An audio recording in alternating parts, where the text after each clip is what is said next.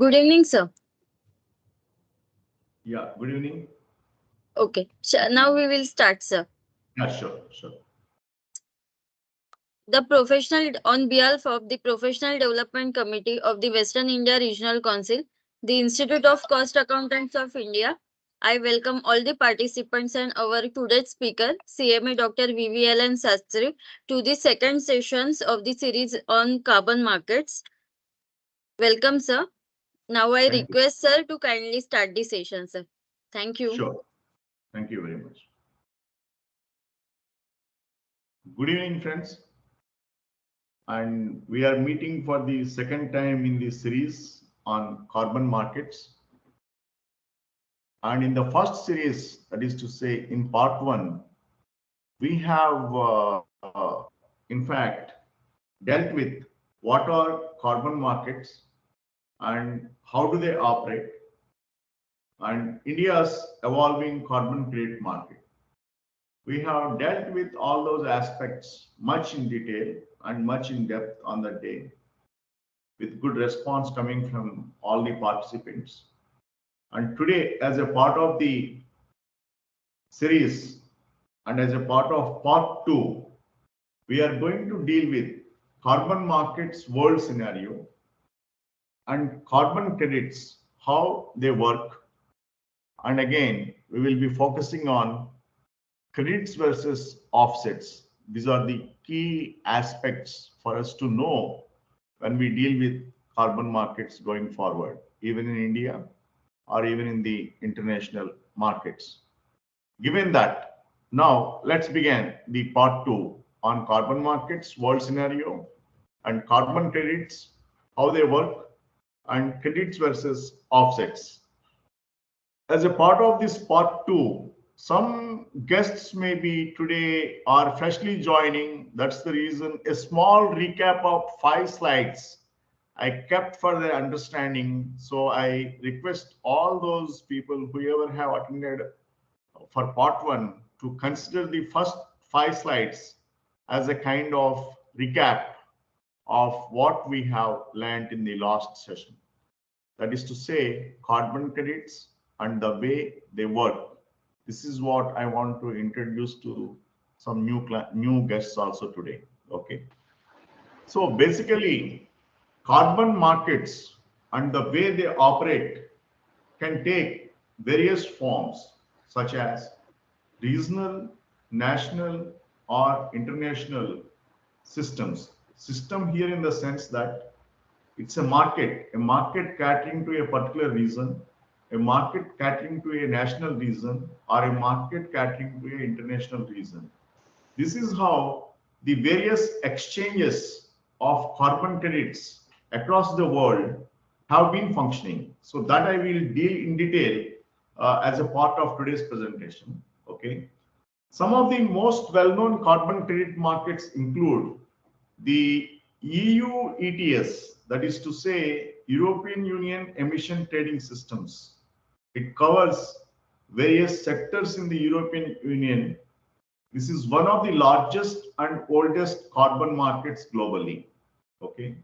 Then comes the California Cap and Trade Program. California operates as a national market basically for US-based companies on the basis of statewide cap and trade systems, which is one of the most prominent in United States. Okay. Then comes the Regional Greenhouse Gas Initiative, which is called as RGGI. This is a cooperative effort among several US states in the Northeast to cap and reduce power sector emissions.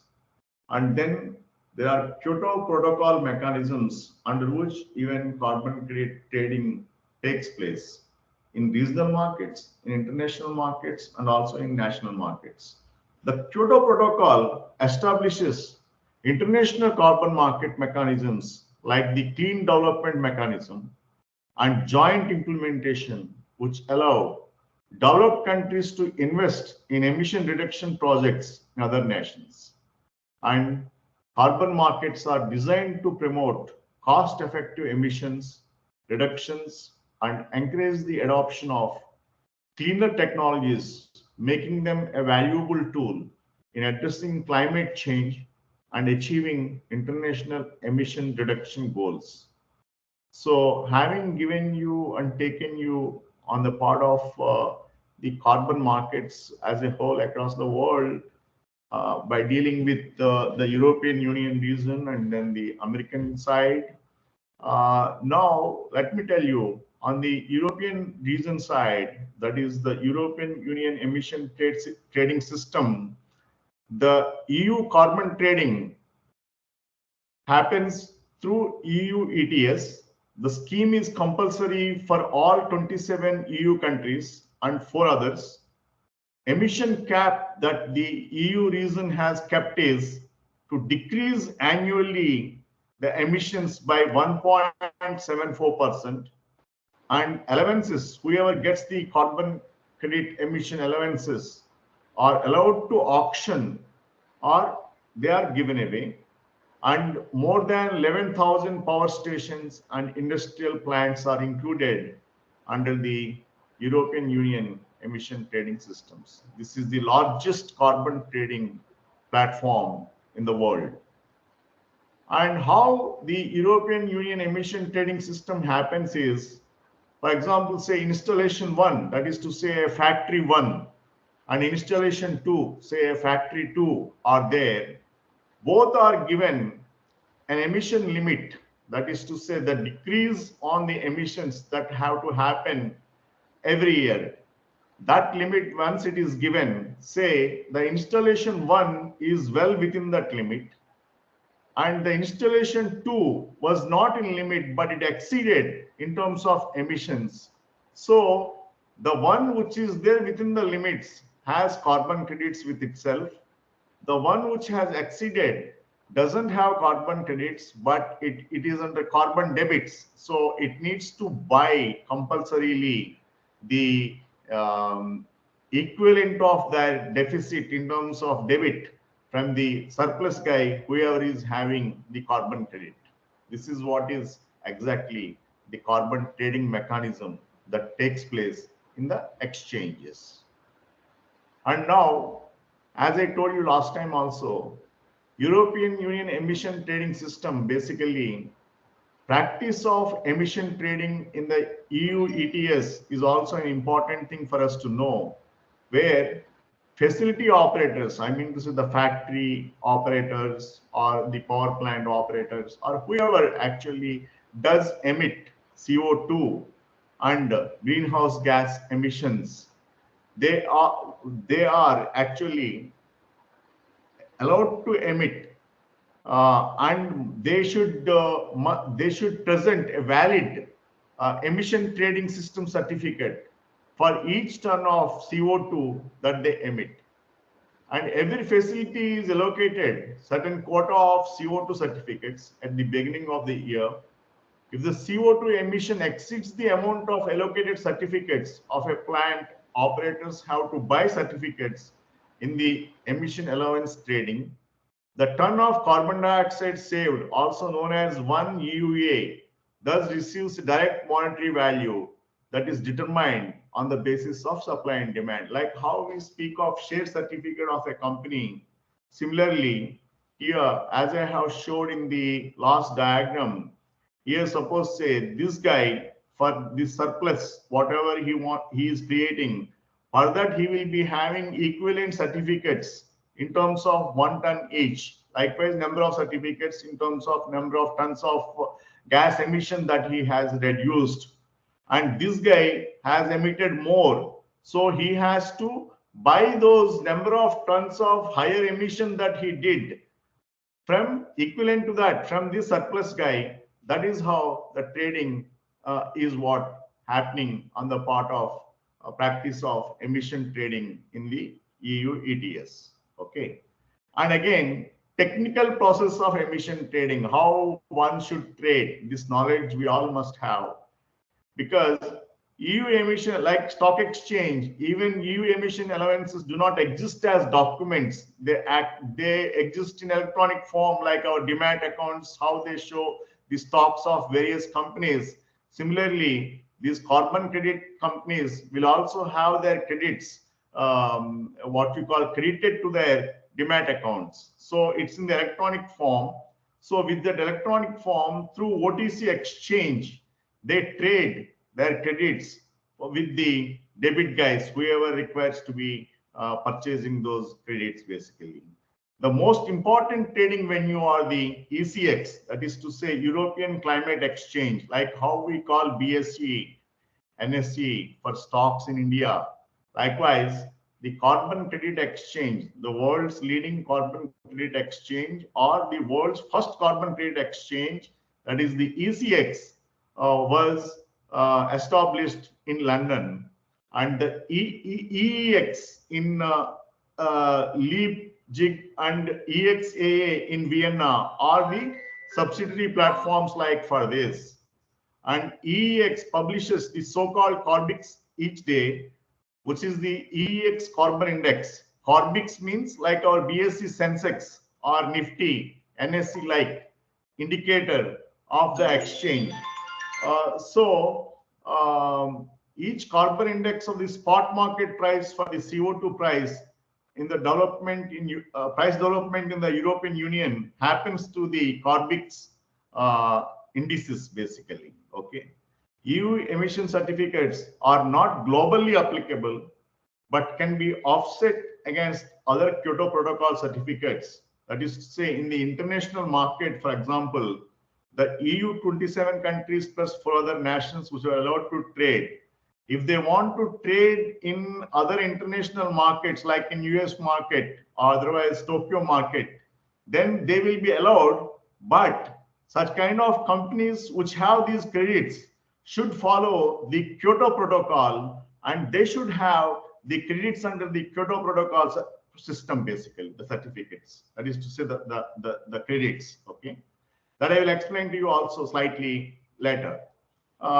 Then certified emission reduction and assigned amount unit and emission reduction units, as well as other emission certificates under certain conditions. In addition to certificate trading, countries also have the option of trading CO2 quotas based on bilateral agreements. That is to say, while companies nationwide internally trade among themselves between the credit surplus companies and the credit deficit companies. Likewise, any nation can enter into a bilateral trade with the suppose the UK enters a bilateral trade with with India, and India can be given certain CO2 quotas. On that basis of bilateral agreement, the trade can also happen internationally between the UK companies and Indian companies too. Okay, and then steering effect to scarcity of certificates. In order to have a steering effect, that is to actually reduce the amount of CO2 emitted, the quantity of freely available certificates must always be below the forecast emission volume, alongside a statutory minimum price per metric ton of CO2. This is one of the central parameters of EU emission trading. And let me also introduce you to California Cap and Trade Program. This also replicates the EU trading mechanism. That is to say, whoever has surplus when compared to the allowable allowance of carbons that they can emit, this guy only emitted this much, this guy emitted this excess emission. So this excess emission, to that extent, he has to buy from this unused guy the credits. This is how even in California, the cap, it's called as cap and trade. Okay, let's see in detail what is this cap and trade, because when we really want to pursue carbon credits as a part of our career, then we need to know this terminology like cap and trade, okay, voluntary markets, and see California cap and trade, and as I discussed in the last slide, EU ETS markets. These are some of the important terminologies we should be familiar with. A cap and trade program can work in a number of ways, but here are the basics. The government sets the limit or cap on emission permitted across a given industry. it issues a limited number of annual permits that allow companies to emit a certain amount of carbon dioxide and related pollutants that drive global warming. Other pollutants that contribute to smoke can also be capped. The total amount of the cap is split into allowances. Each allowance permits a company to emit 1 ton of emissions. The government distributes the allowances to the companies either for free or through an auction. But the government lowers the number of permits each year, thereby lowering the total emission cap.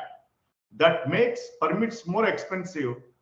Over time, companies have an incentive to reduce their emissions more efficiently and invest in clean technology as it becomes cheaper than buying permits.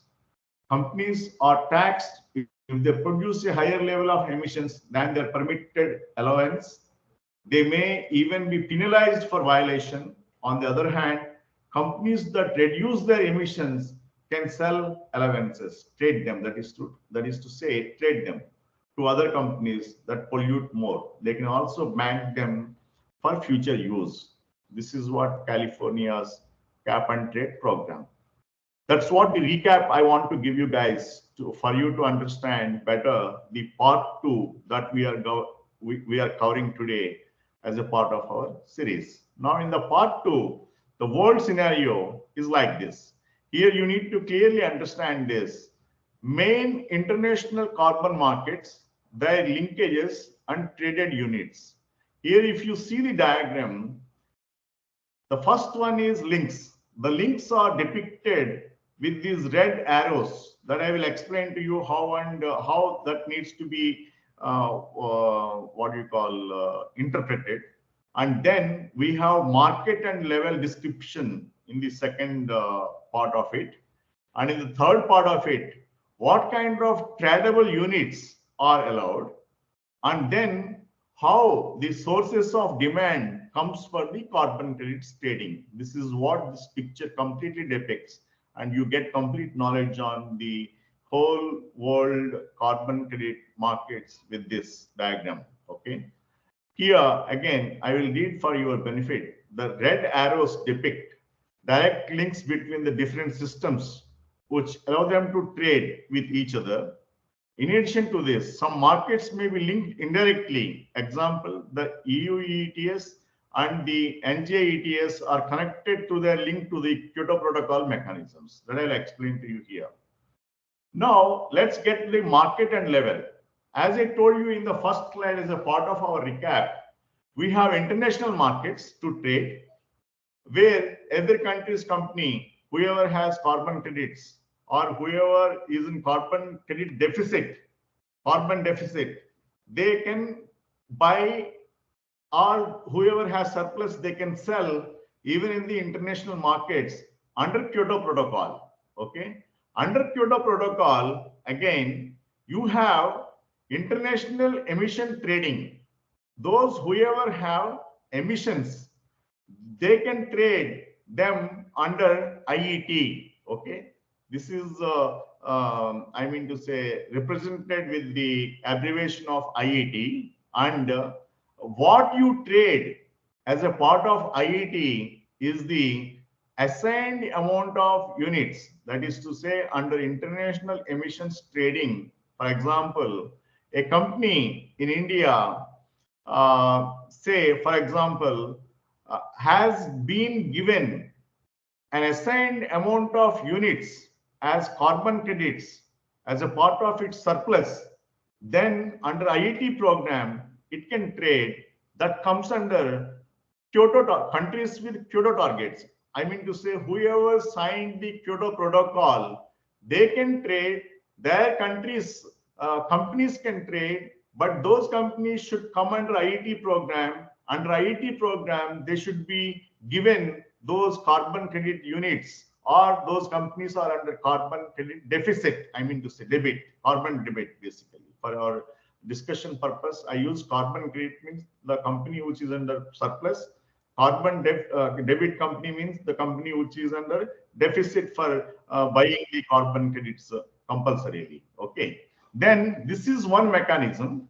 And the second mechanism, second way of trading internationally is through clean development mechanism, that is called as CDM in short abbreviation. And under CDM, basically certified emission reductions are traded. What is a tradable unit is certified emission reduction. To simplify this nomenclature, let me give a straightforward example. Suppose say what we trade in BSE, a share, a 1 unit of share, 10 units of shares of a company, 20 units of shares, like that. Shares of particular company, say ACC or say Bajaj, whatever it is, like that. Likewise, here every company under certain protocol, under certain nomenclature of trade, they were given different kinds of certifications because the carbon CO2, carbon dioxide emission and greenhouse gas emissions happen from different companies in different sectors in different countries. So to unify them under one particular nomenclature, which belong to a particular segment, these what we call market levels have been defined internationally. I hope you understand.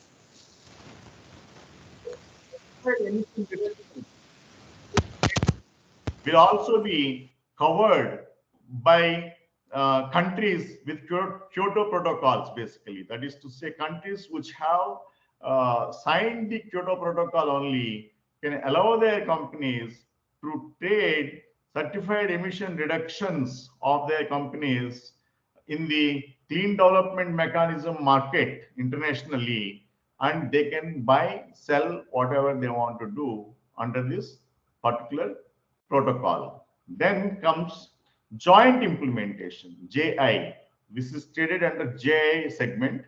Under JI segment, the tradable units are emission reduction units. Again, this is covered under Kyoto protocol. That is to say, all countries cannot go on trade. Those whoever have signed only the Kyoto protocol, they can only go on trade. So emission reduction units are another type of incentivization for carbon credits. Okay, those whoever comes under this segment, whoever is under deficit, they have to buy these emission reduction units under JI trading platform internationally from the countries whichever is covered under the Kyoto protocol. This is about Kyoto protocol, where we have three different segments of international trade allowed, and we have three different instruments of tradable units covered under the Kyoto protocol. Now comes the Paris Agreement. Okay, under Paris Agreement, two more instruments were introduced for trading. They are one, cooperative approaches, Article 6.2 of Paris Agreement. Under that, internationally transferred mitigation outcomes. This is the instrument that gets traded. This is the tradable unit that gets traded. Okay, of the companies whichever come under this segment of trading definition that the Paris Agreement did.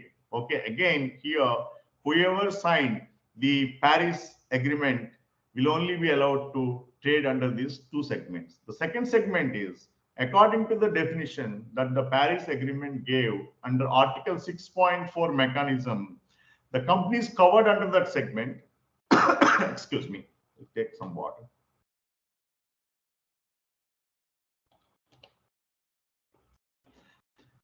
Companies are given under Article 6.4 emission reduction targets. So those whoever qualify for that emission reduction targets, they will get credits.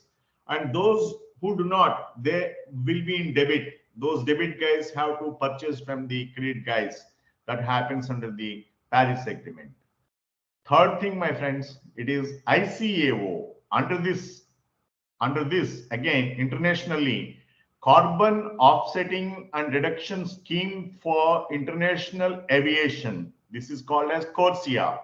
Under CORSIA, through international aviation, when you reduce carbons, you will be allowed to trade under the instrument name of CORSIA, which is accepted as a unit.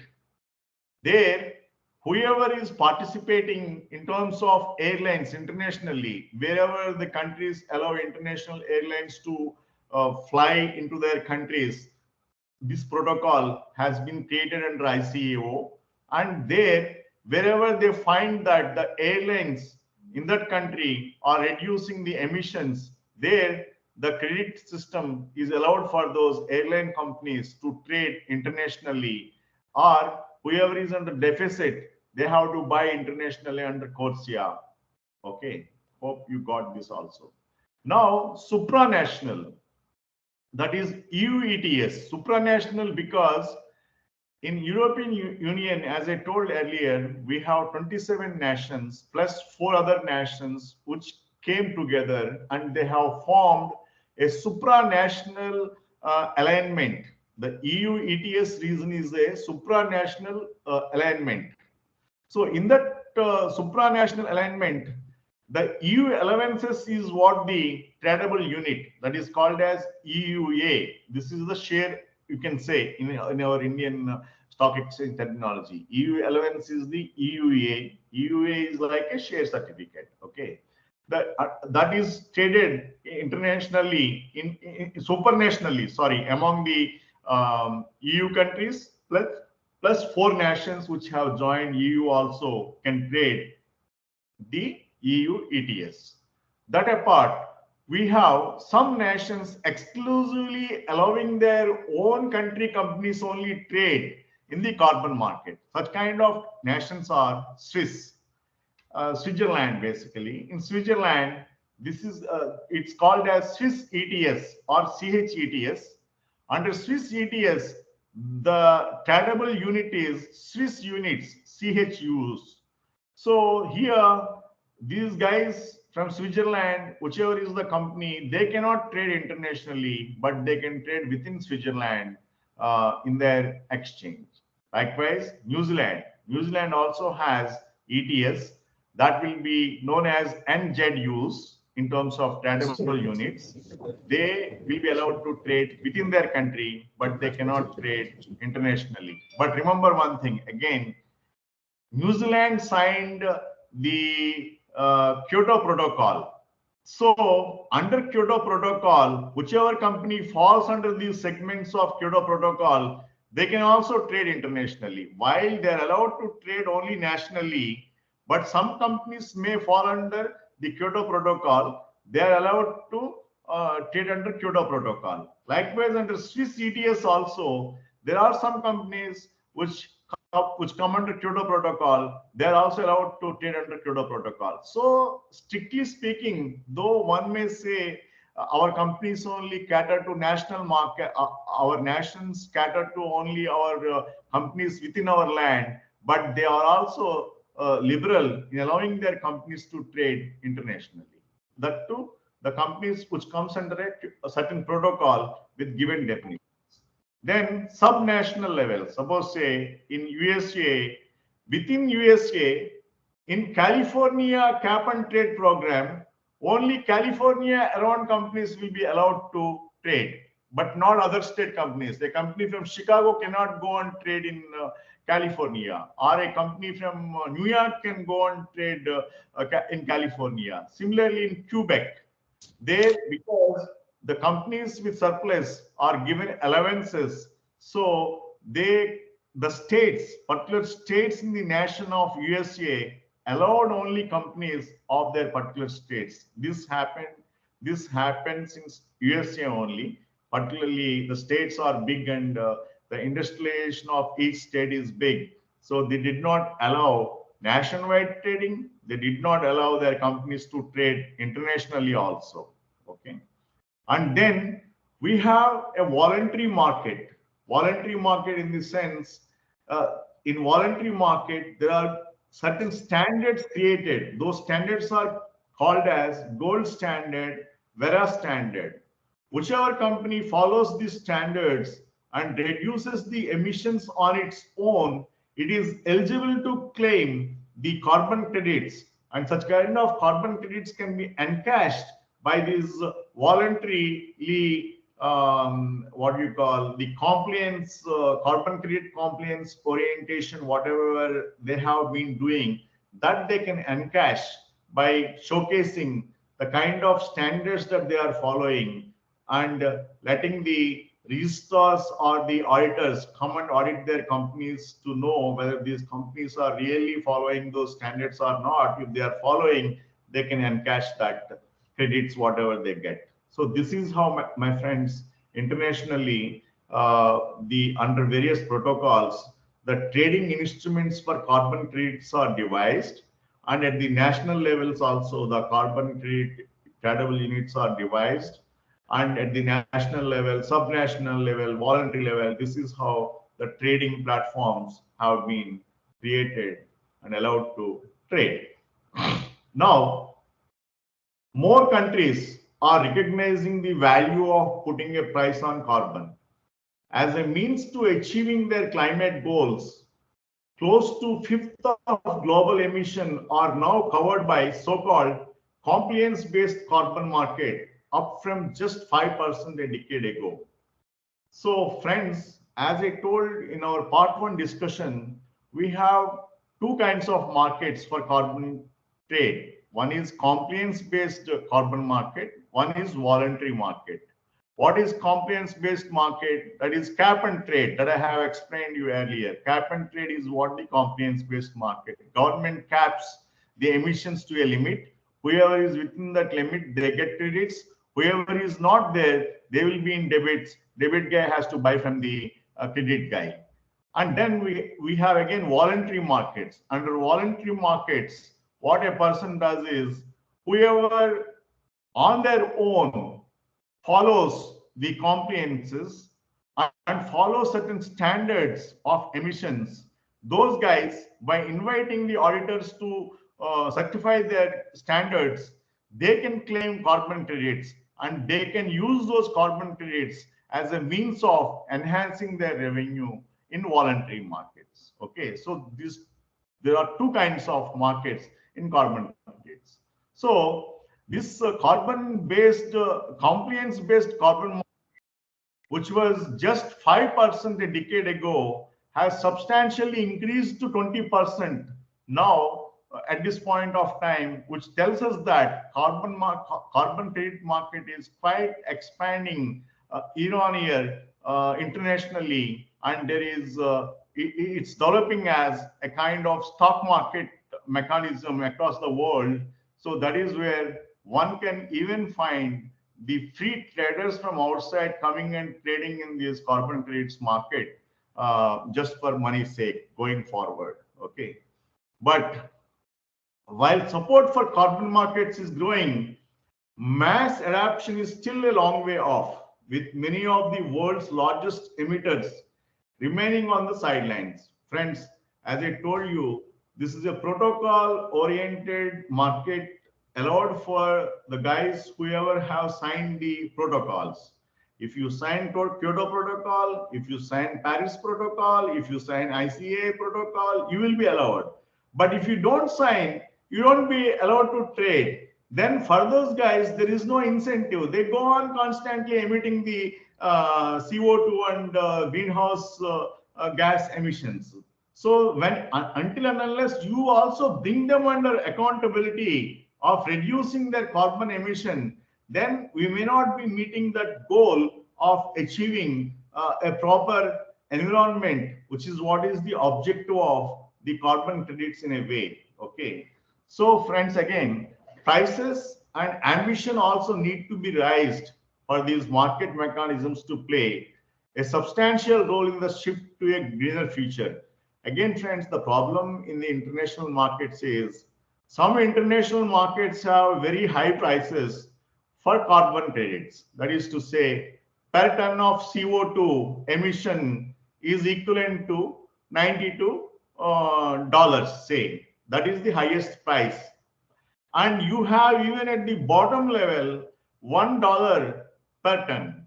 So a guy who doesn't know this arbitrage in the markets may tend to trade with the lowly remunerative carbon markets than the highly remunerative carbon markets. because there is a price arbitrage. That's the reason the prices internationally in the international markets needs to come to a stable level, and that's where an international market mechanism is also required in the carbon markets to avoid these anomalies for the same ton of carbon dioxide emission, which is being remunerated as carbon credit trade, basically, for the companies whichever create surplus. Now, on the voluntary side market, friends, carbon offsets are gaining traction as corporations, that is to say companies, hunt for ways to neutralize their emissions, although the market remains hampered by oversupply and questions over credibility. Okay, still, stricter regulation could enable voluntary carbon markets to take off in the coming decades and address any residual emission that cannot be abated through other means. That is to say, in some of the countries, there is only a voluntary mechanism market. Voluntary mechanism means you are allowed to take and follow the standards, and if you follow, you get the credits. But if you just leave it to the chance of the promoters, there still will be the emitters who will be spoiling the atmosphere. That is where the country is not reaching its goal. That is where maybe the country should put some restrictions, some norms, some regulations for the maximum emission that one can do. That is where maybe even in a voluntary market, many takers will be there to follow those norms. Otherwise, we will have a banana republic kind of thing where a guy who is capable of implementing the standards will implement and claim those credits and make money, and those guys still wants to spoil the atmosphere and make small peanuts for as their profits. They still continue, and this arbitrage will be there, and we don't find the main objective of clean environment being met with this carbon credit mechanism. Okay, and now let's see.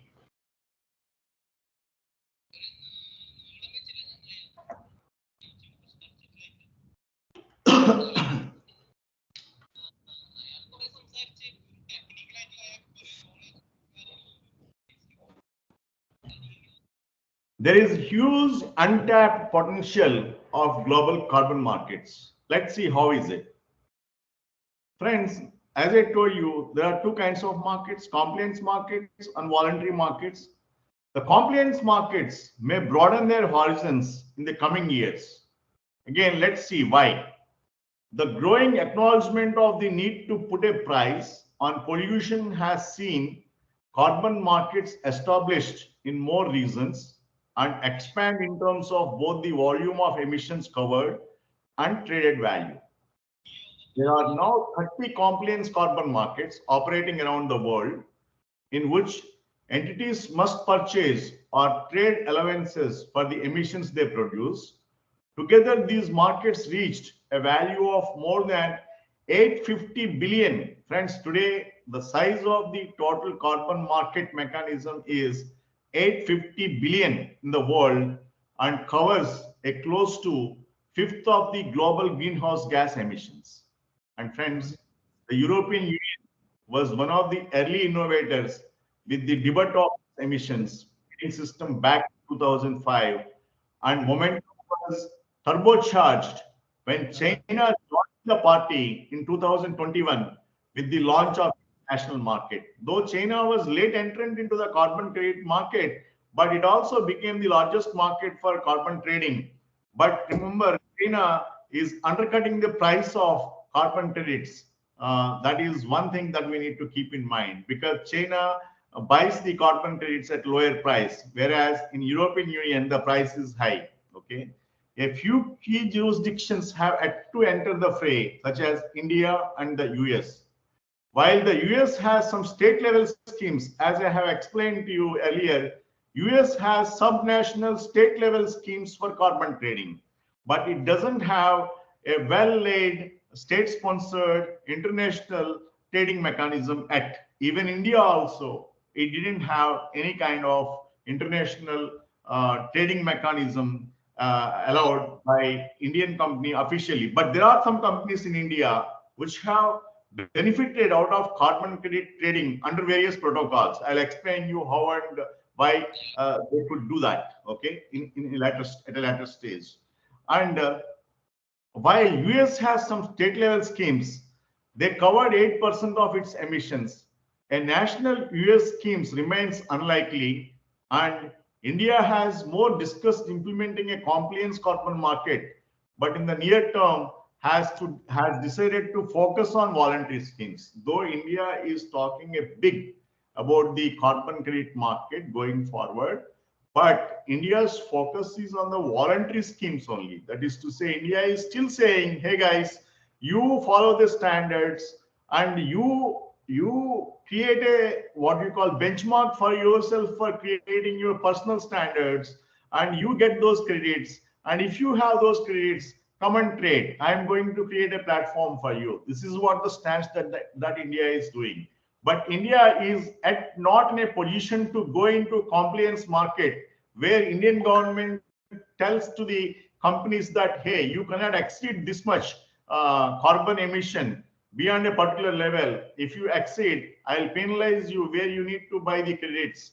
That India is not entering at, because I feel because the emitters are more in India, that way India may tend to lose and other countries may gain if the carbon credits are freely allowed to trade internationally on the Indian side when we implement compliance markets. Okay.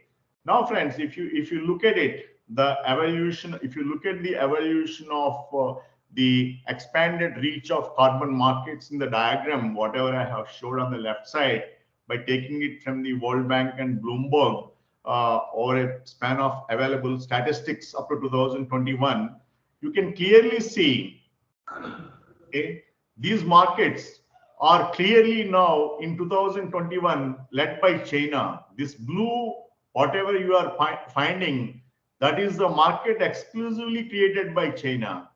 And the pink one is an European Union market that was there for a long time, since 2005. And then South Korea, as an addition, has happened in the green line from 2015, that is also continuing. Germany also started in 2021, and the yellow line, California, was also there for a long time, since say 2012 onwards. Likewise, the carbon market expanded from a 5% level to 20% level now because of the entry of China into carbon markets. Once India also joins, maybe the carbon market expansion will be substantial, because the number of emitters are more in India and they need to spend a lot in reducing their emissions, otherwise they need to buy the carbon credits.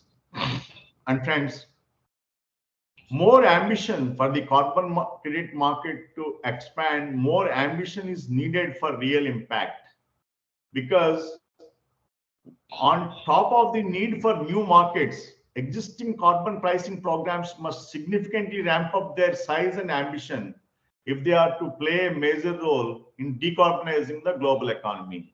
When our aim is decarbonizing the global economy, while playing on the price definitely through the carbon credit exchanges, what we also need to do is we need to involve more countries into the program so that these exchanges will become more vibrant further, and the exchange platforms will be having huge trading activity going forward if we involve under various protocols the new entrants basically. While some compliance carbon markets are undertaking sweeping reforms, there is still work to be done for them to advance from splashing around in a shallow pool to swimming in the big leagues. Of course, yes, even this is the case with India, because we are splashing the emissions into shallow, that is to say, into the air pool, and but if we need to swim in the big leagues of the other great countries, then definitely our standards should be high. There maybe our monies will be going to overseas guys, and we end up buying the carbon credits. That's the reason Indian government intelligently actually banned in 2022 the trading of carbon credits internationally. This, I think you all guys needs to make a note. Indian government in 2022 banned Indian companies from trading carbon credits in the international markets with an eye on the domestic markets which it wants to create going forward. That's what the current situation, which I will explain to you also slightly later. But what we need to keep in mind is when countries look at their own interests, but when we will reach the decarbonizing objective and make people live in a safe environment, that's a question mark. Okay. And friends, the Bloomberg NEF, that is the investigating agency, considers a well-functioning carbon market referred to as an Olympic pool to be both broad and deep. This means it must have ambitious emission reduction goals and a large scope to enable the most decarbonization. None of the world's major carbon markets have yet reached the Olympic level. Okay, that is to say that the level of the pool has to increase for the trading to happen at a bigger level. Basically, the EU could manage to achieve such a feat if the reforms under its Fit for 55 package are passed without being watered down. Meanwhile, the likes of China could push forward by increasing its ambition and creating a higher price signal to support abatement. So friends, the market size, if you see here, the increased ambition in carbon credit markets could be seen from the Chinese side, but though the other developed nations like EU, of course, UK has come out from that, and California is a subnational market. They are still in the sub-pool level, okay? Plunge pool, it's called as plunge pool, narrow and deep, okay? And countries like South Korea, Australia, and New Zealand, they are still in the pet pool level, okay? And China is in the kiddie pool, broad and shallow, okay? So this is how the world markets are classified by Bloomberg. And then, friends, for the carbon markets internationally to have more vibrancy, higher pricing is also required because the proliferation of carbon markets is undoubtedly a good news for you and me and for all the human beings across the world, including the animal kingdom. But prices are, by and large, still too low to have a material climate impact.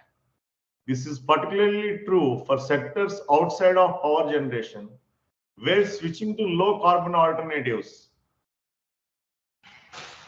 remains an expensive proposition. The World Bank estimates that a carbon price of 50 to 100 per metric ton of a carbon dioxide is required by 2030 to meet the temperature goals of the Paris Agreement to limit global warming to well below 2 degrees Celsius above pre-industrial levels. However, only EU, UK, and New Zealand currently have prices within or above this range, with other major markets falling well short. Prices in China, the world's largest market in terms of emissions covered, are languishing below 10 per ton of CO2. This is what I explained earlier also. Price mechanism has huge arbitrage. Chinese are trading at $10 per ton of CO2, whereas the EU and US markets are trading at 50 to 100 per metric ton of carbon dioxide. So here, if a guy doesn't know about how to trade in these markets, then they may lose the great advantage that they can get from the other markets. This is where the arbitrage is still like an imperfect market navigating this carbon credit trading internationally. Okay, for many, this will involve tackling oversupply of allowances, both in terms of banked past allowance surpluses and reducing future allocation to encourage future scarcity. Alongside price levels, the silence of a carbon price is also key, whereby highly visible prices are more likely to result in behavioral change. Now, friends, if we analyze this diagram, we are falling short because only carbon prices in Europe and New Zealand are currently high enough to meet the goals of the Paris Agreement. New Zealand and European region. Whereas countrywide, if we go California, South Korea, China, RGGA markets are very low. This is what is depicted in this diagram. So if you see the New Zealand and EU market, they are anywhere between 80 to 100 per ton of CO2, whereas other countries' markets are well below $50 per ton of CO2. So there is a huge arbitrage here in this market. And now at this stage, friends, it's very essential for all of you to understand what is carbon credits, and of course that I explained it to you, but in the context of offsets, carbon credits versus offsets, that you need to understand, and that is essential for you to understand going forward the material whatever I'm going to present. That's the reason from the next slide onwards, I'm going to explain with little pain once again on carbon credits versus also on offsets to make you familiarize with the carbon credit markets. Okay. So I think we'll just take a small break of 2 to 3 minutes because constantly while speaking, my mouth is getting dried. So I'll take some water and tea and come back to you. Just in 3 minutes, I'll be back. Now it is 17:55 as per my time. I'll be back by 17:58. So request you all to cooperate and come back within 3 minutes. Thank you.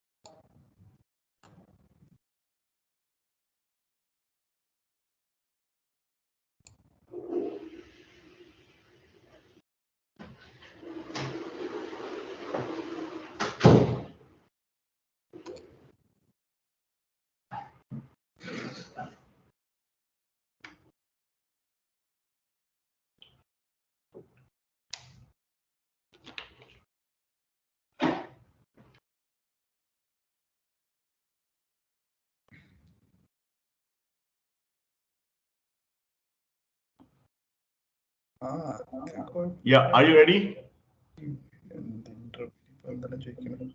Admin, can I go ahead now? Admin? Yes, sir. Yeah, okay. Now, friends, at this stage, to further understand the advanced aspects of carbon credits, we need to understand the difference between carbon credits and offsets.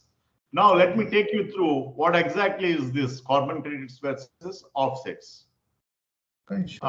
So, friends, now let's look at What are these carbon credits? Again, to make you understand, carbon credits are marketable permits that each reflect 1 metric ton of carbon dioxide emission or other greenhouse gases that a business is allowed to emit. Carbon credits are used in the context of emission trading, in which companies are given a fixed amount of credits. Depending on their emission, they can later purchase more credits or sell their extra. Okay. Now, what are all carbon offsets? This is also a very interesting area. Carbon offsets are typically created when companies or individual finance projects that reduce greenhouse gas emissions elsewhere. So this is very interesting, friends. That is to say, you need not be an emitter to buy carbon credits. You need not be a person who is having surplus in terms of carbon credits to sell your credits into the market. But if you are a nature lover, if you love the nature, you can also create carbon credits for yourself, which will let you to get financing for your projects. And not only that, through that financing, when you go for carbon credits on your own, when you reduce greenhouse gas emissions, then you can trade those credits, whatever you get, while helping the nature to reduce these emissions by making the what you call world greenery to have the carbon impact reduced. Now let us see how it happens. Suppose say I set up a project to reduce carbon, often fall into one of the two categories. If I want to set up a project, or if you want to set up a project to reduce carbon, it falls into one or two categories. One is mechanical or natural. Reforestation and wetland restoration activities are examples of solutions that naturally collect carbon in the environment. Okay. Mechanical solutions include investments in new technology that result in higher efficiency. Excuse me, somebody is speaking. If you can mute yourself, I appreciate, because it's causing me disturbance. This is a highly focused area where I need to focus to explain you the things, because terminology is so, I mean to say, difficult to even recollect sometimes. That's the reason. Please cooperate by muting your mics, please. Yeah. So if you want to set up a project, what you can do is you can go for reforestation by taking some land somewhere, and you can create a wetland by restoring those wetland activities, which will naturally reduce carbon in the environment. So if you have a land where you did reforestation and you did a wetland restoration, then you can ask the carbon credit registries to come and audit your land and give you the carbon credits. So you as an individual can also claim carbon credits. That apart, friends, mechanical solutions include investments in new technology. Companies can also go for investing in new technology, which may result in higher efficiency or lower emissions, like renewable energy projects or direct carbon capture technologies. If you go for these projects again, you can get financing from the institutions, and those institutions support you. You use these new technologies and reduce the emissions and gain the carbon credits, take the carbon credit, sell those carbon credits and get the money and pay off to your loan. This kind of mechanisms are also allowed. This market is, but this kind of market is particularly called as carbon offsets. So you have one side carbon credits market, that is regulatory market, compliance market and voluntary market. And again in the carbon offsets market, though you are not part of that emission, as an individual, as a natural lover, you can go for reforestation and wetland restoration and can claim for yourself carbon credits and make money. That's a part of making money. And then if you are an industry, then you can take financing for reduction of emissions through mechanical solutions, through new technology, and reduce the carbon, and then gain carbon credits, trade them, and pay off to your finance whatever you take for the project. This kind of offsets is also allowed under various protocols, and the financing will also be at a very cheaper rate. So this is one way of actually getting into entrepreneurship too. Again, friends, carbon credits versus offsets. Now you may ask, okay, you explained as carbon credits, you explained as offsets. What is the difference between these two? Carbon offsets can be considered a measurement unit to compensate a business for investing in green projects or initiatives, whether natural or mechanical, that eliminate emissions. Example, I tell you, friends, Infosys and Wipro, they are in software. Okay, people sit in a particular area and work from there. What they have to do with the emissions and what they have to do with the carbon markets, what they have done is in their campuses, they did reforestation. They created a part of their premises, they created as a part of their premises some wetland that is reducing carbons, and they got that audited. They claimed carbon credits and they traded internationally carbon credits and gained substantial money as a part of their revenue. I think it was in 1 year they have earned almost 500 crores from these carbon credits. Now imagine if you are really a visionary, you can do that. How Infosys really coming into carbon credit markets and claiming carbon credits, whereas we have a lot of emitters outside in big time industries, they are still struggling to claim carbon credits because they don't know the mechanisms. See here, you need to be smart. Okay, so carbon offsets can be considered as a measurement to compensate a business for investing in green projects or initiatives, and carbon credits are measurement unit to cap emissions, meaning permitted emissions.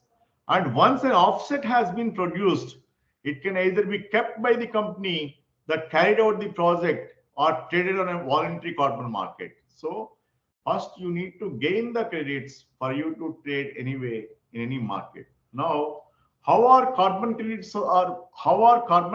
bought and sold? These credits only exist where a cap and trade system is used. A cap and trade system establishes a cap on the maximum emissions in order to reduce aggregate emissions from a group of emitters. This market-based approach promotes lower pollutant emissions and promote investment in energy efficiency and fossil fuel alternatives. How are the carbon offsets bought and sold as compared to carbon credits that are bought and sold via cap and trade system? Carbon offsets are traded on a voluntary market. It includes all businesses and people who aim to decrease their carbon footprint.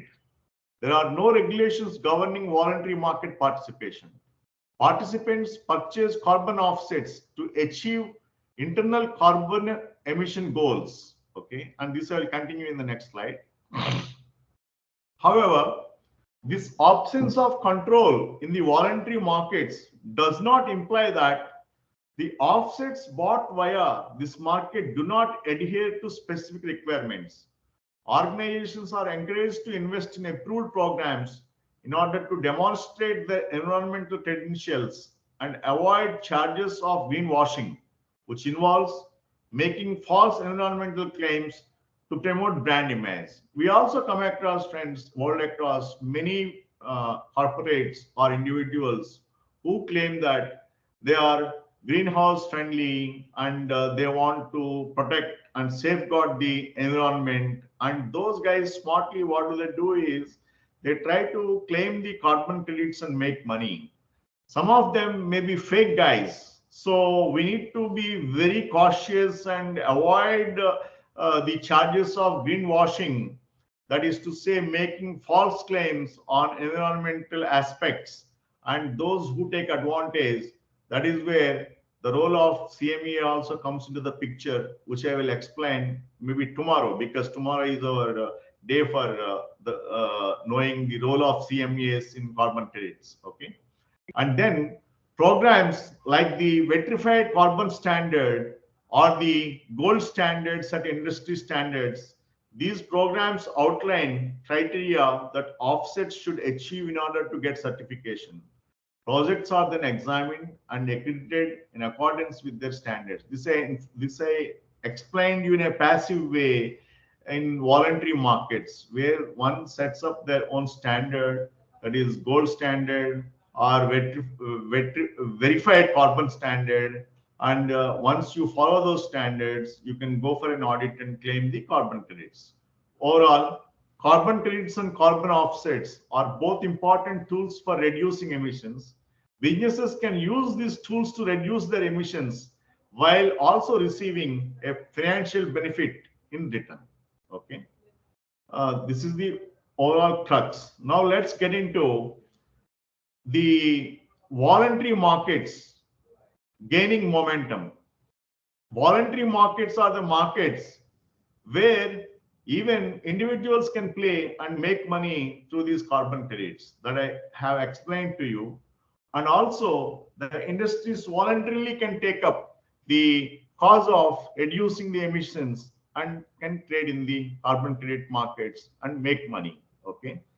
The voluntary markets are gaining momentum, friends, because in voluntary markets, the offset market is getting overloaded in the sense that those who claim that they are greenery friendly, and those who claim that they are contributing for the environment, those kind of guys are nowadays claiming more carbon credits authentically when compared to the industries, and they are creating a carbon market basically. Okay.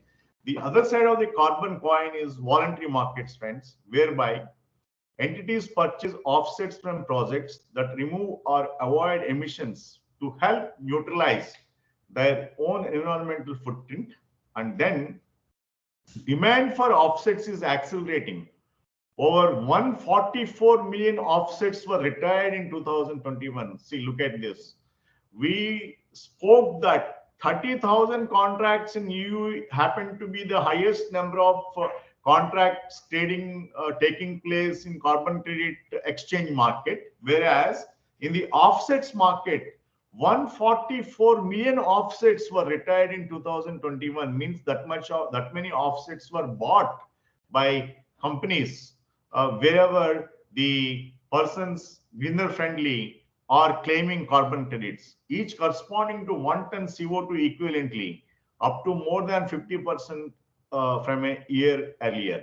Despite corporate demand for offsets mounting as new net zero targets are set, the markets remains oversupplied with energy generation and avoided deforestation offsets, many of which are low quality. Both of those factors have kept prices in the market extremely low, leaving corporations with little incentive to prioritize other decarbonization strategies. The supply-demand balance could shift quickly, friends, as groups like Science-Based Targets Initiative (SBTI) push for the use of only removal offsets to achieve net zero emissions is going to take place very strictly going forward. Meanwhile, countries including Indonesia, Papua New Guinea, and India are planning to halting the export of carbon credits to help meet their own domestic climate goals. In fact, India has stopped, as I told you, in 2022, India has stopped international trading of carbon credits by Indian companies. Okay. So the carbon offset market, if you see, friends, in the voluntary markets, when the green and blue, if you see both, the green is the annual offset retirement and the blue is the annual offset issuance. This has been substantially growing for the past several years. That is to say, the voluntary market is also gaining momentum. Within that, the offset market is also gaining momentum. Okay. Friends, at this point of time, having seen the world market scenario, now let's have an overall focus on the carbon credit market by looking at it as the next great commodity market. Okay, despite the hype of voluntary carbon markets, friends, they are still very small compared to compliance markets. That is to say, in terms of size, when we compare the voluntary carbon markets and the what you call the compliance markets valued at around $1 billion to $2 billion in 2021. But their potential is huge. Particularly, I mean to say, the voluntary markets potential is huge, particularly as companies will likely look to offset any residual emissions in the coming decades after all the abatement options are exhausted. In a scenario where only removal offsets are permitted, demand for offsets could grow 40-fold between now and 2050. 5.2 billion tons of carbon dioxide equivalent, which is equal to 10% of global emission today. Okay, that is going to be the total size, which is going to increase by 40-fold between now and 2015. Prices could reach even $120 per ton in 2050. So now, where prices are $10 per ton in China and in other four markets where it is quoting below $40 per ton, and only in two markets where they are quoting in $80 and about $100. The future expectation is that prices could reach 120 per ton by 2050. More stringent regulation around supply and demand could turn the offset market from the annoying little brother of the carbon world into the next great commodity market. So far, so the carbon market is like a little brother to the regular stock markets and also commodity markets. But going forward, it will be valued. It is valued at over $500 billion basically. So it is also going to gain significant coverage as a part of trading platforms across the world. The work of various registries, independent initiatives, and technology providers will therefore be key in the market's development. Here, who are all the registries, what are all the independent initiatives, and who are all the technology providers, what is their role, all that I will cover in detail tomorrow. But to make you understand at this point of time, in brief, registries means the registries which record how much a company voluntarily is actually entitled for carbon credits in voluntary markets. Likewise, in compliance markets, how much a company in fact saved for it to claim carbon credits.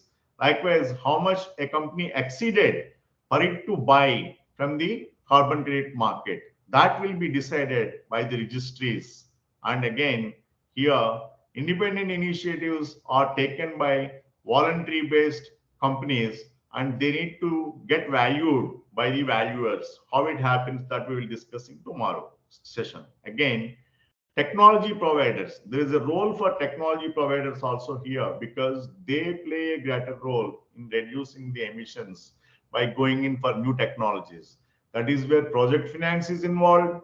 When project finance is involved, that project finance is going to be refunded back through carbon credit traded money, whatever the borrower takes. So there, what's the role and play of professionals will also be seen from the technology providers angle tomorrow. Okay. There is also, friends, the potential for compliance and voluntary carbon markets to shift closer together with 7 major compliance carbon markets now allowing the use of offsets in some form, and the COP26. COP26 is a key term which you need to understand.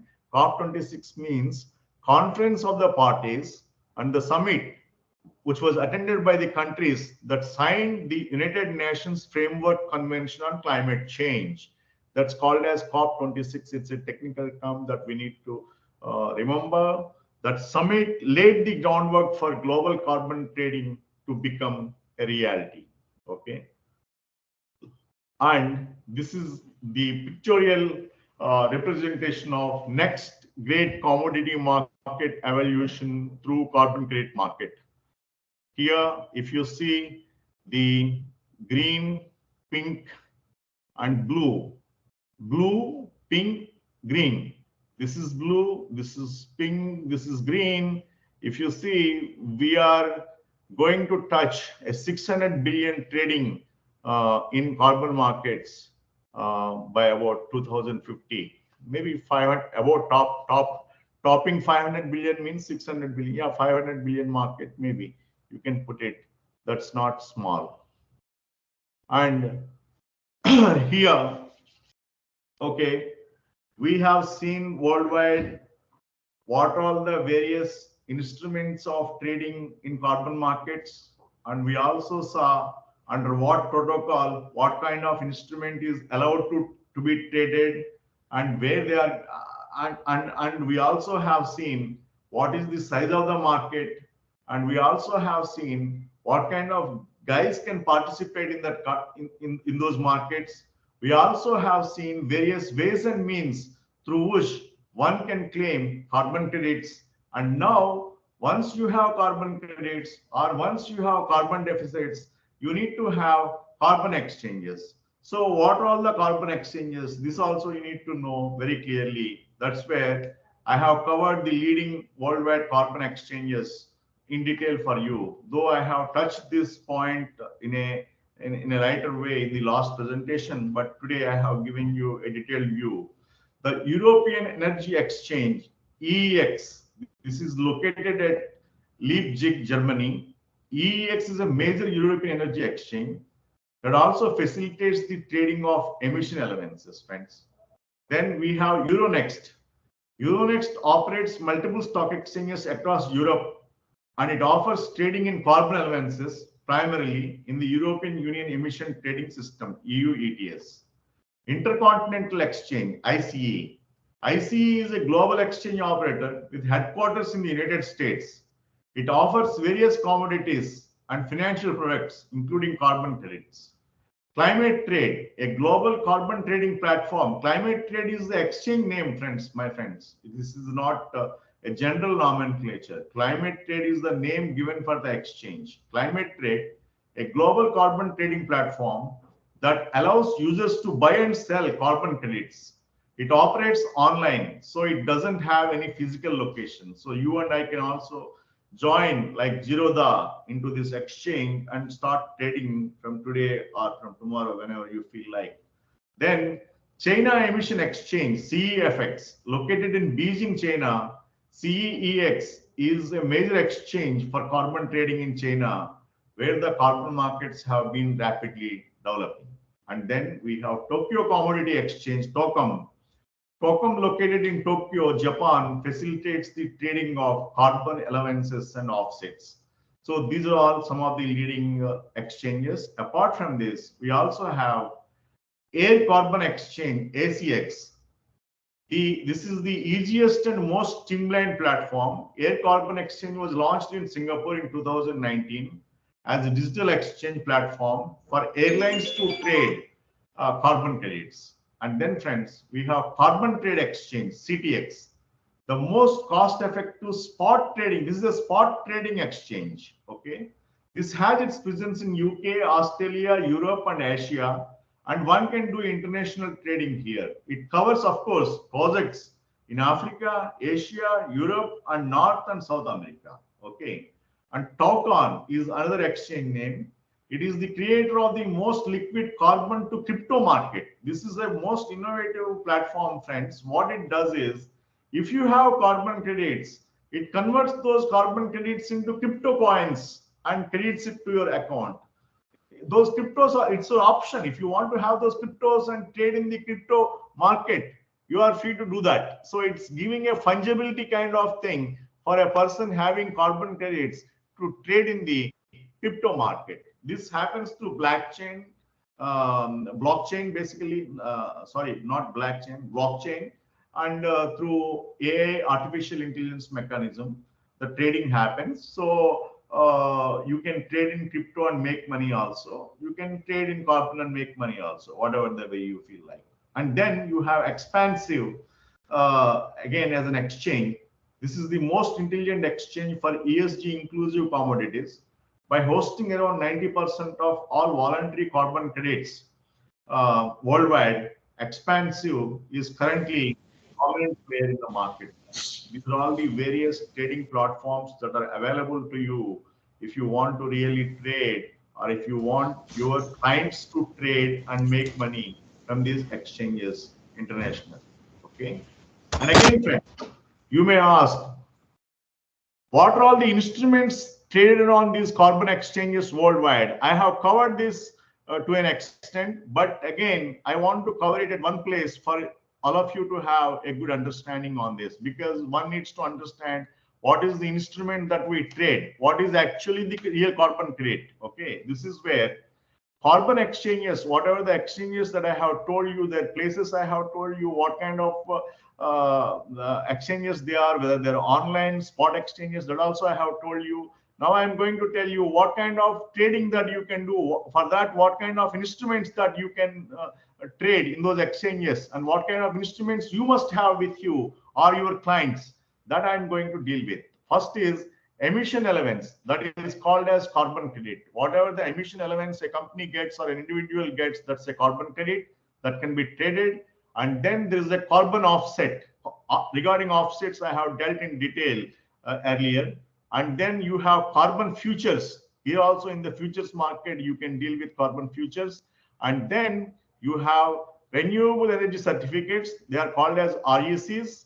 And then you have voluntary carbon credits, and then compliance carbon markets, and then you have environmental commodities also. Because what are all the environment, this is interesting, what is environmental commodity? Some exchanges trade environmental commodities like sulfur dioxide allowances and nitrogen oxide NOx allowance, which are regulated in emissions trading programs. Environmental derivatives, we have environmental derivatives also. Some exchanges offer derivatives products related to environmental markets, such as options and swaps based carbon allowances or offsets. Clean development mechanism, CDM credits. These CDM credits also you can trade. And again, you have CERs. They are called as certified emission reductions under Kyoto Protocol. Okay, and then you have RED plus credits. What is RED? Reducing emission from deforestation and forest degradation. This is what I told you under the voluntary market, under the what you call in the voluntary market, when a person wants to go for a project on his own for reducing the emissions from deforestation and forest degradation, they will get a credit called RED. That RED can also be traded, as well as enhancing forest carbon stocks. They can be traded in voluntary markets. As I told you, it's a voluntary market trading instrument. And now, okay, you may ask me now, you told us about the whole world and all that. Now tell us about India, because we are in India. Okay. Now, earlier in my first presentation, I spoke about the Indian government legislation and its carbon credit trading scheme of 2023 in detail. But today I'm going to cover it in short in this slide to make you understand from all the aspects. Now, friends, let's see in an effective manner what is the Indian carbon market, that is ICM. Indian carbon market is given the nomenclature of ICM in short abbreviation form. So what is ICM? The Indian carbon market, or ICM, is a market-based carbon trading system established by the Indian government to reduce carbon emissions and combat climate change. It aims to regulate emissions through a cap and trade system. See, I explained you the cap and trade system. India is also going to follow cap and trade system going forward, where carbon credits are traded among industries to achieve emission reduction targets. Okay, then what is the carbon credit trading scheme to CCTS 2023? In India, what kind of trading scheme it is? The Carbon Credit Trading Scheme 2023 is a draft framework that sets out basic governance structure and responsibilities of various stakeholders participating in the Indian carbon market. It forms the cornerstone of India's carbon market, providing guidelines for emission reduction targets and trading mechanisms. It's like a guideline kind of thing that we all need to study. All of you actually should download this carbon credit trading scheme CCTS 2023 from government site and read that thoroughly, basically, to understand the Indian way of functioning of carbon credit market, which is going to happen 18 months down the line. Okay. What is the difference between a voluntary market and a compliance market? I told you that carbon markets are two types. That is the compliance market and the voluntary market. In a voluntary market, carbon credits are traded based on voluntary commitments and self-imposed targets by industries. Whereas in a compliance market, on the other hand, it relies on legislative tools and codified industry-specific targets to drive demand for carbon credits. Now, next question is, what lessons can India learn from PAT scheme? What is PAT scheme? The Perform, Achieve and Trade scheme provides valuable insights into India's carbon market. While the scheme achieved improvements in industrial energy use, it faced challenges such as loose targets and limited industry coverage, which must be addressed to ensure the effectiveness of the carbon market going forward. How does the recent amendment to Energy Conservation Act contribute to the Indian carbon market? The recent amendment to the Energy Conservation Act lays the groundwork for the imminent voluntary market by allowing notification of energy consumption standards for various entities. This paves the way for credit granting authority and shapes the scope of Indian carbon market. Note this point, my friends. India, while going to implement cap and trade system, it is also going to allow voluntary market for the carbon trading. So I explained to you what is cap and trade, which comes under the regulated market. That is the that is the regulated market. And again, you have this voluntary market. These both markets will be allowed. These both market instruments will be allowed for trading in India. Okay. What is the role of stakeholders in the Indian carbon market? Various stakeholders. Who are all they? Including landowners, developers, verifiers. We and the CMEs will be the verifiers going forward. I'll explain to you about that tomorrow. And carbon credit registries play an essential role in the Indian carbon market. They contribute to the market's functioning, ensuring credibility and transparency in carbon trading. Okay. And okay, we covered in a nutshell about the Indian plans. Now let's see currently how Indian companies benefited from carbon credits. Okay, this is what I want to tell you. Though in 2022, Indian government banned Indian companies to trade internationally, but before that, some of the companies took advantage of carbon credit schemes internationally and they traded and got benefited. Some of those companies I want to explain to you so that you will also be familiar how those companies got benefited. Several Indian companies had benefited from the carbon credits through clean development mechanism. That is to say that through the instruments of CDMs for their projects and other emission reduction initiatives. Some of the prominent Indian companies known to have been involved in carbon credit projects include Tata Steel. Tata Steel is one of India's largest steel manufacturers, as you all know, and has been involved in CDM projects to reduce emissions from its steel making process. Thus, it got benefited through carbon credit markets. Then Reliance Industries Limited. Reliance Industries has been engaged in various energy efficiency and emission reduction projects, particularly in its petrochemical and refining operations. It also got benefited. I told you about Infosys. The ITJ in Infosys has implemented, in fact, several energy efficient and green initiatives in its data centers and campuses, resulting in carbon credit generation. It also gave substantial revenue to Infosys. And then Wipro also followed. Wipro has undertaken multiple initiatives related to energy efficiency and renewable energy installations, leading to the generation of carbon credits. Then M&M, Mahindra and Mahindra, automobile manufacturer, has worked on projects involving clean energy technologies and more fuel efficient vehicles. And Hero MotoCorp, motorcycle and scooter manufacturer, has been involved in CDM projects related to the reduction of emissions from its manufacturing processes. Aditya Birla Group with its interest in various sectors, including cement and aluminium, has undertaken emission reduction projects. Suzlon, a wind turbine manufacturer, has benefited from carbon credits by promoting wind energy as a clean and sustainable source of power. These are some of the major companies which have in fact benefited prior to banning Indian companies from the international trade of carbon credits, friends. Okay. Now, under what mechanisms? As I told you, I'll just cover this briefly instead of elaborating. Under clean development projects, Indian companies got benefited. By offsetting emissions, Indian companies got benefited. And Indian companies also got financial incentives because they developed these green projects separately by taking finance and reduce the carbon emissions by contributing to reduce the carbon emissions. Okay. And then the compliance with carbon regulations also helped Indian companies claim these carbon credits. Now, future of carbon credits market in India. The future of carbon credit market in India depends on various factors, including government policies, international agreements, market dynamics, and global efforts to combat climate change. Here are some of the key considerations, friends. Policy and regulatory framework. The future of carbon credits market in India will be influenced by the government's policies and regulations.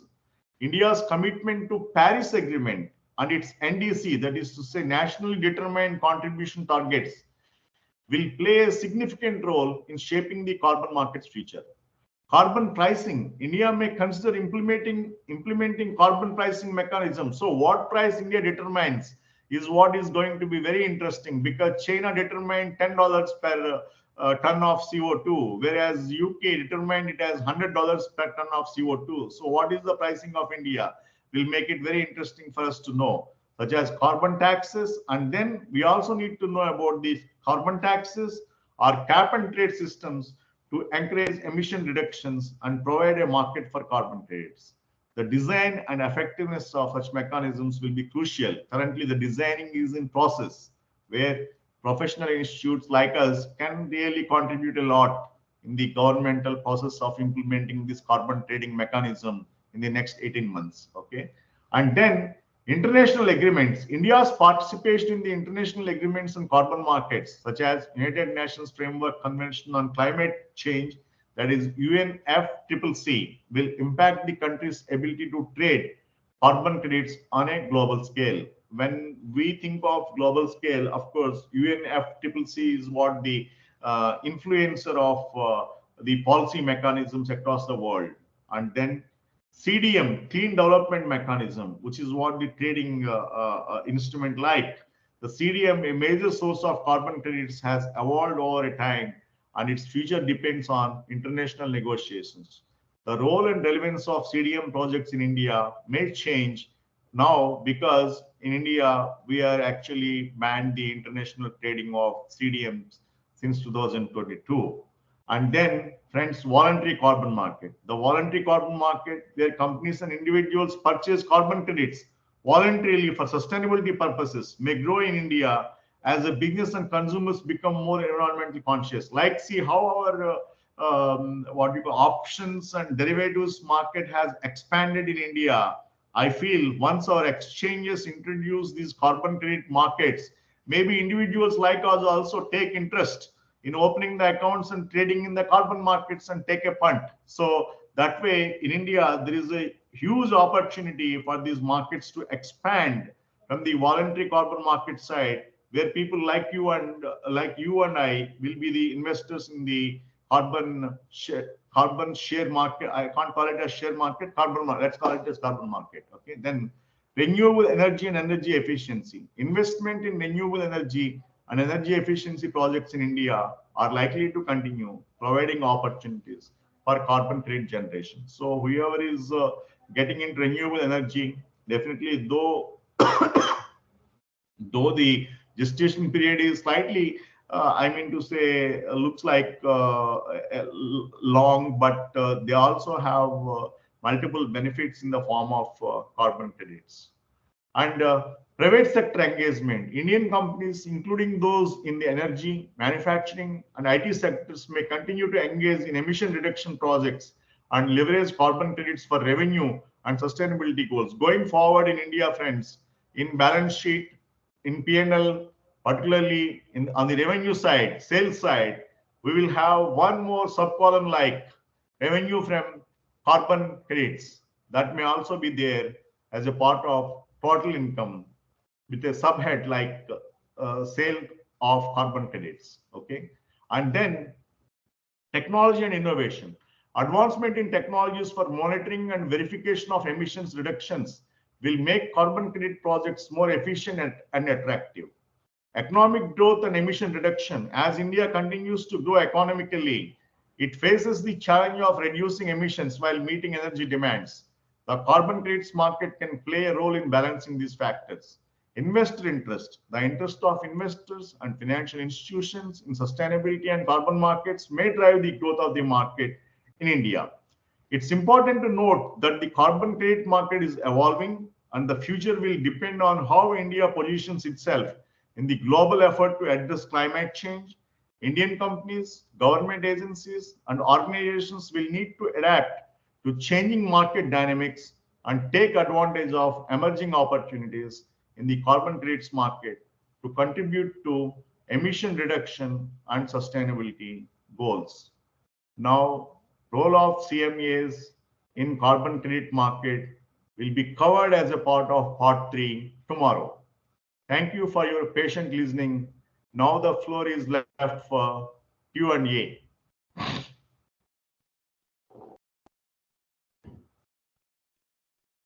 You can start asking me questions. I'm here to answer.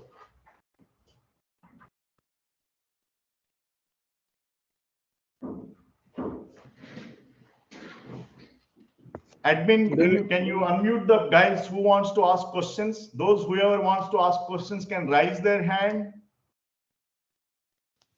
Good evening, sir. Am I audible? Yes. Thank you, sir. Thank you for the knowledgeable session. Aditya this side.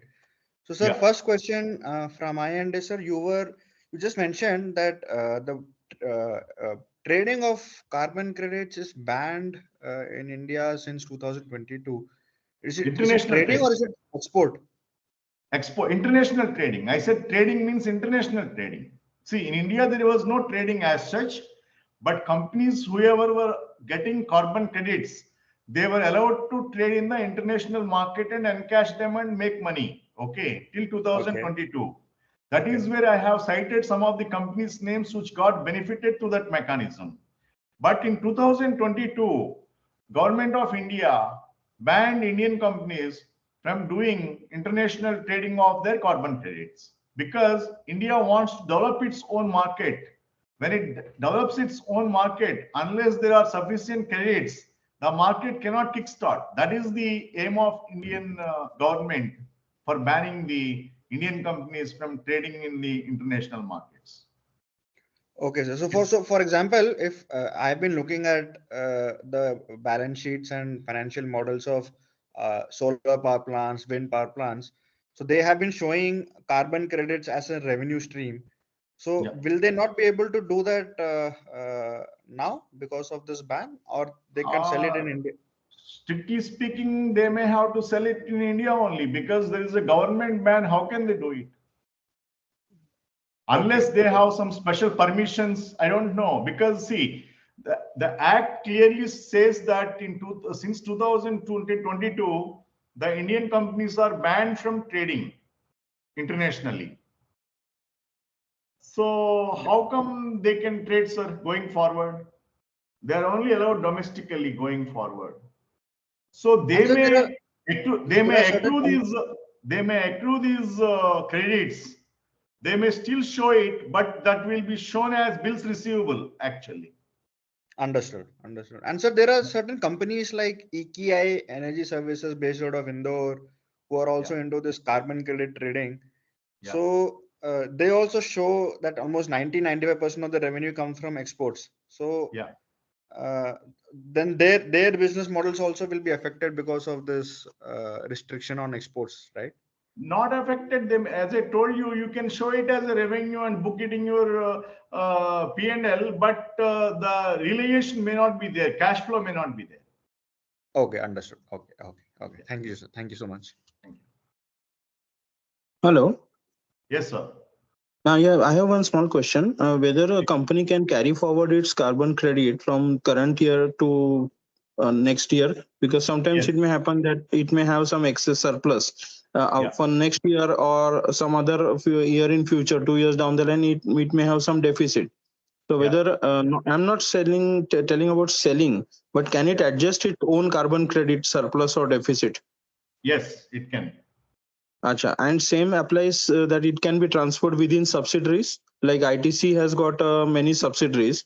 Yeah, it can be So transferred in the sense what you are doing is an internal trading among your subsidiaries, right? With your subsidiaries. Suppose say yeah, your parent company has surplus, you are giving part of the surplus to your subsidiary company for a cost. yes, because in consolidated accounts it gets adjusted. Yeah, Okay, but even in but the main individual accounts, it has to be adjusted because see, the individual company will be in deficit, right? Carbon deficit, okay, debit. So when it okay. has debit, it has to show from the parent company that the transaction has happened. Maybe they have to pass a JV for that No, transaction as an sir, internal sir. transaction between these two companies. No, actually I'm not referring to the amount wise. Yeah, But sometimes what happens, companies one division is polluting and yeah. another division is eco-friendly. Hmm. So that carbon credits which are generated in that eco-friendly unit Hmm. can be adjusted against that polluting this thing, right? Absolutely. That's what I wanted to Yes, ask. yes. Yeah, So, you're right. That's correct. Yeah. mean One here can I'm do not that. referring to amount wise. Okay, no problem. One can do that. You have surplus at one place, you have deficit at other place. You can adjust that net to net. Oh, okay, okay. Thank Yeah. you so much. Thank you.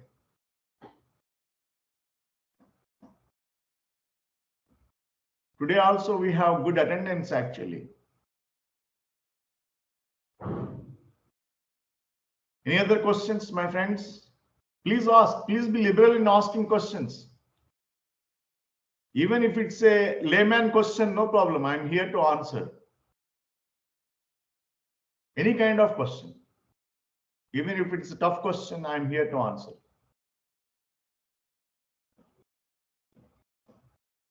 Anybody wrote in the chat box in terms of questions? Let me see. Some people write in the chat box.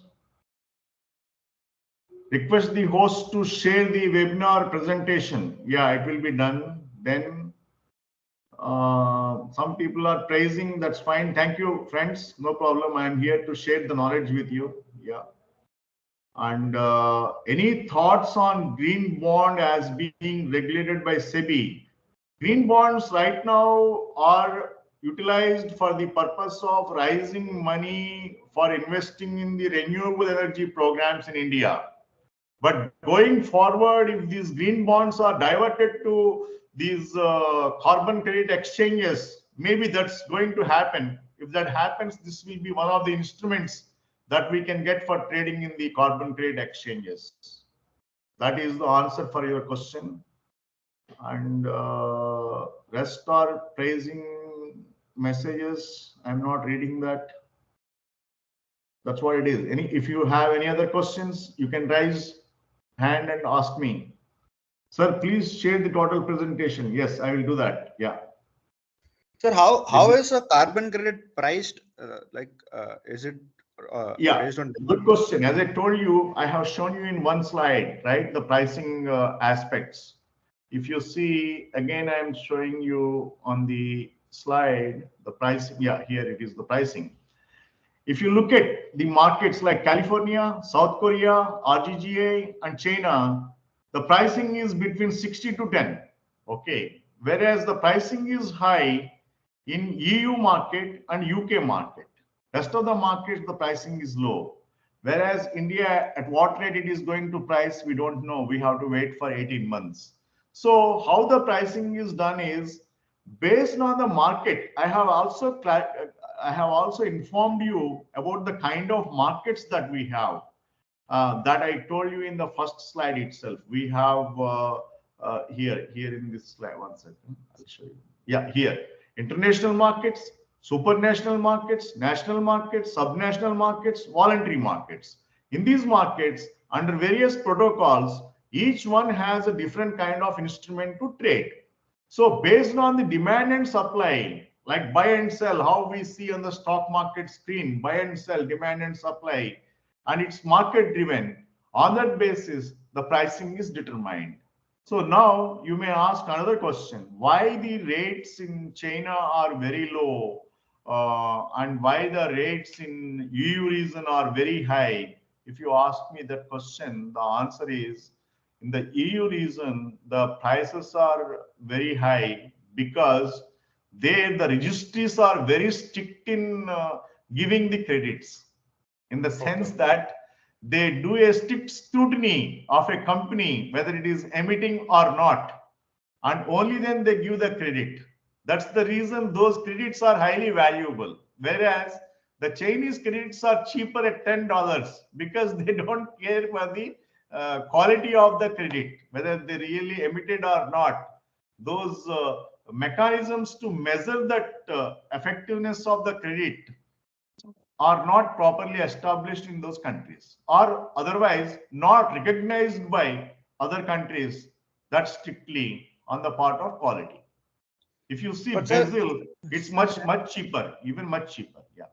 but so say I am a Can company you who wants to make a net zero claim, then Hmm. I will always go for the cheapest credit available in the market, because one credit is equal to 1 ton of CO2 removed.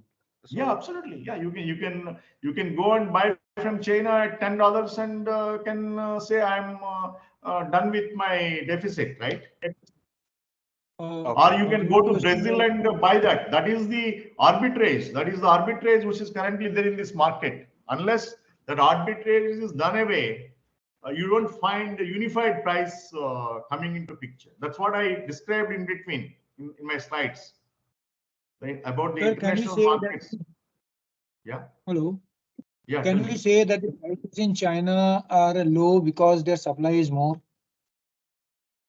Supply is more. Yeah. Yeah. Absolutely. Yeah. Yeah. Because that's the Because they're manufacturing. That is the too manufacturing high. bowl of the world. So they have huge factories. Number of factories are more there. So definitely the charge that cost that will be a low price. Definitely the Yes. supplies Yes. will be high. Supply is more. Supply is more. And Europe, they are more compliant with the With the due law. diligence and granting the credit. So you don't get a lot of credit. So Yeah. thank you. Yeah. Yeah. Yes, sir. Vinodji, please unmute yourself. Sir, Please hello, unmute, sir. Unmute yourself, sir. hello. Yes. Is there any expiry date for the carbon credits? Like say, as you said, No. In fact, India has banned trading in carbon. So if some company right now is sitting on a large surplus, and say since the trading is officially not allowed, then the company will have no incentive to be climate friendly. yeah, you're right. But this can be carried forward. Acha. That's what I That explained is to one of our friends who carried asked for. this question earlier.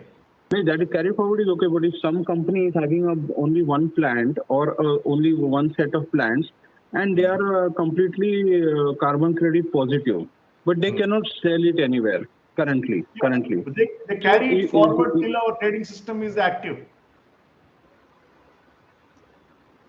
but don't you think this is an sort of a disincentive by not allowing them to trade?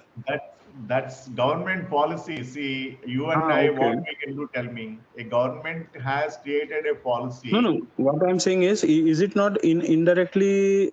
Then these companies will say, then why we should take so much efforts? No. I feel it's a deferred revenue for the companies in India because Indian government wants some credits to be there in place when it starts its own exchange, because India is starting its own exchange very shortly in next 18 months. When it Okay. starts its own market exchange, for Indian companies to trade, if they already exhaust in the international markets, from where do they get credits here to start the trading? That's the reason Indian government took a measure to save some credits first for the first 1-2 years. Okay. Basically, And accumulation of carbon a credits. vibrant market in India. That I feel is justified from the government side also. So accumulation of carbon credits. Yes, absolutely, absolutely. So Okay, we say Thank it is a carbon capital Sir, for the market to start. We sir, say it is a carbon capital for the market to start. absolutely, absolutely, very good, very well put in. Yeah, carbon capital, accumulation of carbon capital to start the trading. Yes. So this restriction presently is for the voluntary carbon markets also, carbon offsets also. Everything from Indian side, everything. Yes. Okay.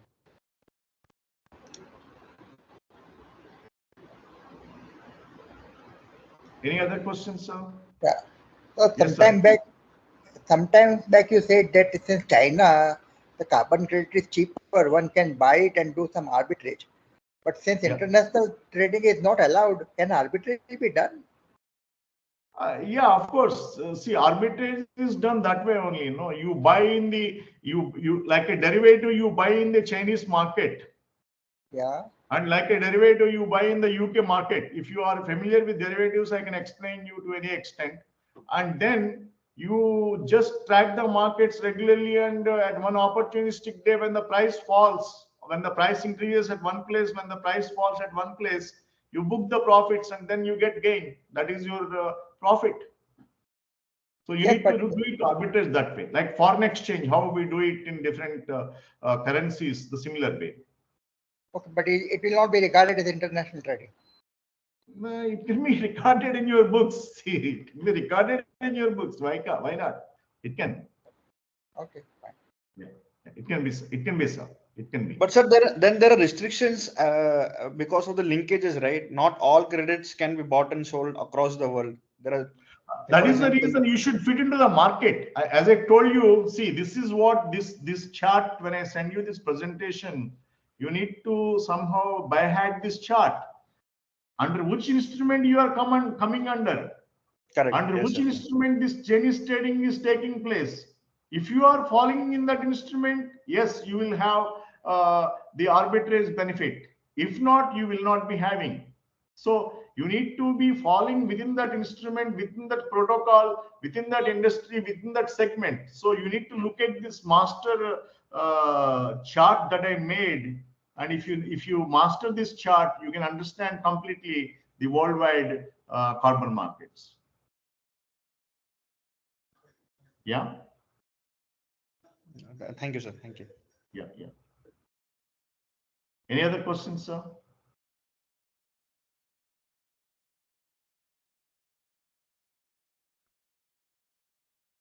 Any other questions? Many people are writing that it's a good presentation and well elaborated answers. Thank you all for sending those messages. And still, if you have any questions, don't hesitate to ask me tomorrow if you come for tomorrow's session, or else you can always write to me at Dr. Shastri.